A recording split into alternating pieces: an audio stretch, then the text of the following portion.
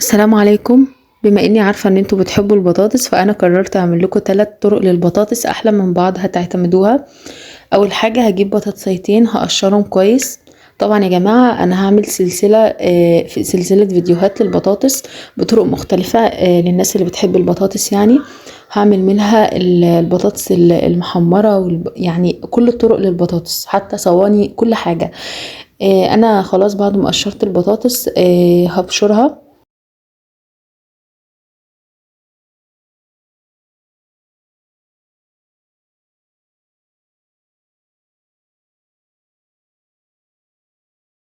بعد ما ببشر البطاطس بحطها في بولة كبيرة وبحط عليها مية. طبعا يا جماعة انا عايزة اغسل البطاطس من النشا اللي فيها، مش عايزة اخلي فيها نشا خالص. هحط عليها مية كذا مرة كده واغسلها بايدي بالراحة. طبعا احنا خلي بالنا لان البطاطس مبشورة بشر ناعم علشان يعني ما تتهريش مننا. بعد كده بقى باخدها على مصفى وبصفيها كويس جدا من المية، مش عايزة فيها اي سوائل خالص، لان لو فيها سوائل يعني البطاطس مش هتمسك في بعضها، لان احنا لا هنسلقها ولا هنحمرها وهي كده. هقول لكم هنعمل ايه. دلوقتي خلاص انا بصفي البطاطس كويس جدا، يعني بتاكد ان مفيش فيه ميه خالص في البطاطس. هحط بقى المكونات بتاعتي 3 4 معالق من النشا. طبعا يا جماعه احنا بنحط النشا وبنشوف يعني البطاطس هتبقى يعني على حسب الكميه. وبعد كده حطيت ملح وفلفل اسود وبابريكا. ممكن برضو نحط اي اضافات تانية زي مثلا توم باودر او بصل باودر. ممكن نحط مثلا بهارات فراخ لو احنا حابين نعمل لها نكهة كويسة كده. ممكن نحط اي نكهة احنا عايزينها. هحط عليها كمان بيضة. هقلبها كويس جدا. وبعد كده بقى هستعمل ايدي يعني علشان برضو ان انا ايه احس ان انا وزعت كل المكونات في البطاطس. بعد كده بقى لما بحس ان البطاطس بقت يعني في الملمس كده متماسكة معايا، هبدأ ان انا اشكلها على شكل كرات. ممكن تعملوها على شكل كرات، ممكن تعملوها على شكل مثلا اصابع، اي حاجة انتوا عايزينها. لو حسيتوا ان البطاطس مش متماسكة او مثلا انتوا حطيتوا المكونات وحسيتوا ان انتوا ما صفطوهاش كويس قوي من المية اللي فيها، هقول لكم تعملوا ايه. هتحطوا معلقه دقيق على البطاطس، يعني تحطوا معلقه لحد ما تشوفوا يعني تلاقوا البطاطس بقت متماسكه كده في التشكيل. وبعد كده تشكلوها براحتكم الشكل بقى اللي انتوا عايزينه. بعد كده في زيت سخن حطيت البطاطس اللي انا شكلتها وحطها. طبعا لازم الزيت يكون سخن كويس جدا. انا يعني ممكن تحطوها في الفريزر تتماسك كمان شويه لو حابين. لو مش حابين ممكن يعني تحطوها في الزيت على طول، بس اهم حاجة الزيت يكون سخن. بعد كده بقى اما بلاقيها وصلت لدرجة اللون ده بطلعها وبحطها على مناديل مطبخ. طبعا انتوا ممكن تاكلوها بقى مع صوص حار، مع صوص جبنة شيدر، مع كاتشب. ممكن تقدموها مع مكرونة وبانيه، اي حاجة انتوا حابينها. البطاطس دي يا جماعة كانت مقرمشة وناشفة. كانت بصراحة الطريقة بتاعتها كانت حلوة جدا وعجبت كل اللي اكل منها.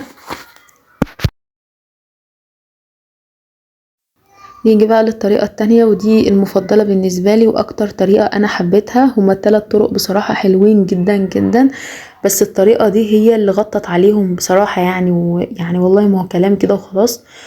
يا جماعة الطريقة دي كانت رائعة رائعة رائعة ونفسي بقى يعني لو هتجربوا اي طريقة من التلاتة تجربوا الطريقة دي اول حاجة.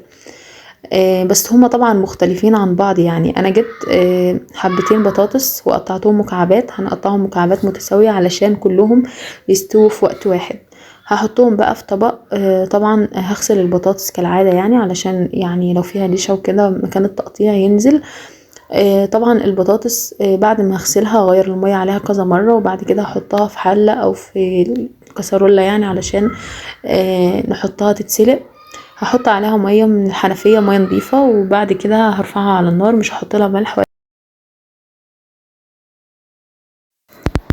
طبعا انا سلقت البطاطس بنسبه 100%. يعني البطاطس لو تلاحظوا الشوكه بتنزل فيها بكل سهوله وبتتهرس بكل سهوله، لان انا عايزاها تبقى مهروسه او مستويه جدا. تمام. خلاص كده البطاطس اتسلقت. هصفيها كويس جدا علشان نعمل بقى الخطوات اللي بعد كده. اهم حاجه برضو ما يبقاش فيها اي نسبه من الميه خالص. هبدأ اضيف بقى المكونات بتاعتي. هنحط نص كوباية من الشبت، طبعا احنا ممكن نبدل الشبت ببقدونس او كزبرة على حسب الموجود عندنا. وحطيت نص معلقة صغيرة من الفلفل الاسمر ونص معلقة من البابريكا، وحطيت ملح. طبعا الملح يا جماعة على حسب كمية البطاطس اللي عندي وعلى حسب الرغبة يعني. بعد كده بقى هحط باقي المكونات بتاعتي.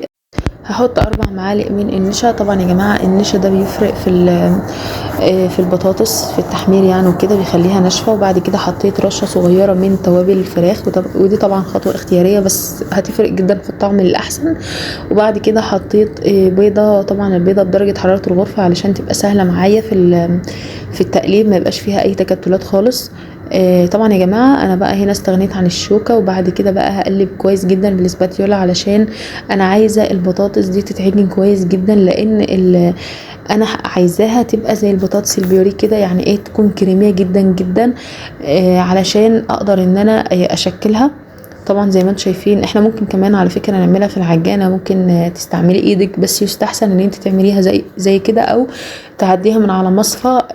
هتنعم كويس جدا معاكي. بعد كده هجيب قمعه او كيس ثلاجه علشان احط فيه البطاطس. طبعا يا جماعه الخطوه دي هي اللي تساعدني ان انا اشكل البطاطس كويس جدا.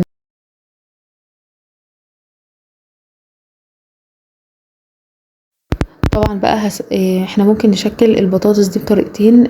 الطريقه دي انا كنت بجرب، طبعا اللي طلعت مش مظبوطه دي اول واحده طبعا دايما ما بتطلعش مظبوطه.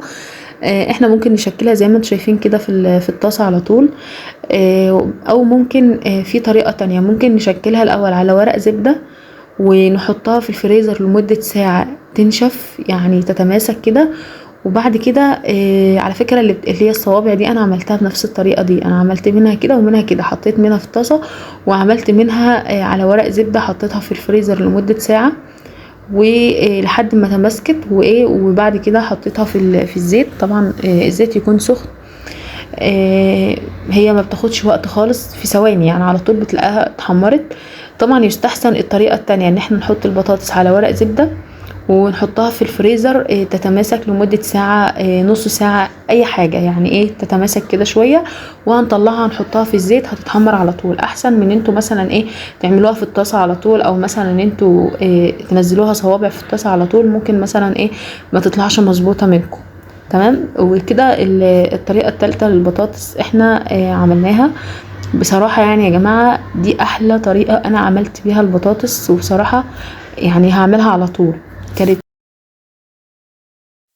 البطاطساوي هي بتتكسر كده تحسوها هشة كده وناشفة ومقرمشة ومن جوه طرية. نيجي بقى لتالت طريقة، وديت الطريقة اللي احنا كلنا عارفينها، وهي البطاطس الشيبسي. هنقطع طبعا برضو الكمية اللي احنا عايزينها، وهنقطعها بالسلاح اللي هو الطويل اللي في المبشرة.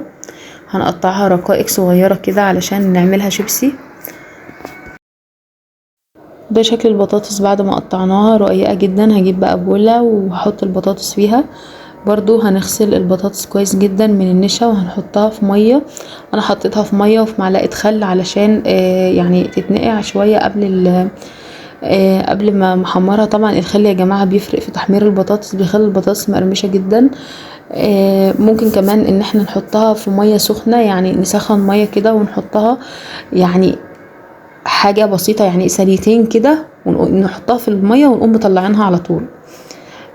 بعد كده بقى انا ما عملتش الحاجات دي كلها، انا حطيت البطاطس بس في مية وخل وصفيتها كويس جدا قبل ما احطها في الطاسة في زيت سخن، يعني يكون سخن كويس جدا.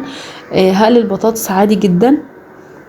واول ما الاقي البطاطس يعني في الطاسه لونها يعني محتفظه باللون بتاعها اللي هو الابيض ده، احنا مش عايزينها تتحمر قوي، لان هي لما بتاخد لون احمر قوي بيبقى بتحسوا ان هي فيها ريحه حروقه كده، او ريحه مش يعني طعم مش حلو خالص.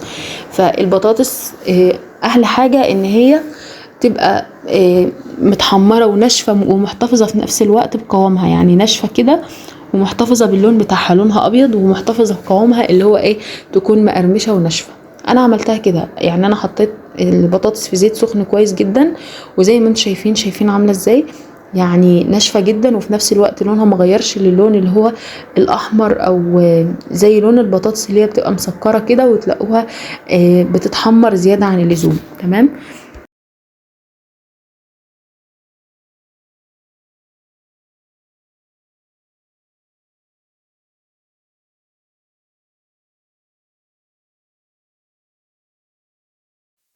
وكده خلاص انا يعني تقريبا بخلص كل كمية البطاطس. نيجي بقى لتتبيل البطاطس. انا كنت عايزة اعمل بطاطس بطعم الفراخ.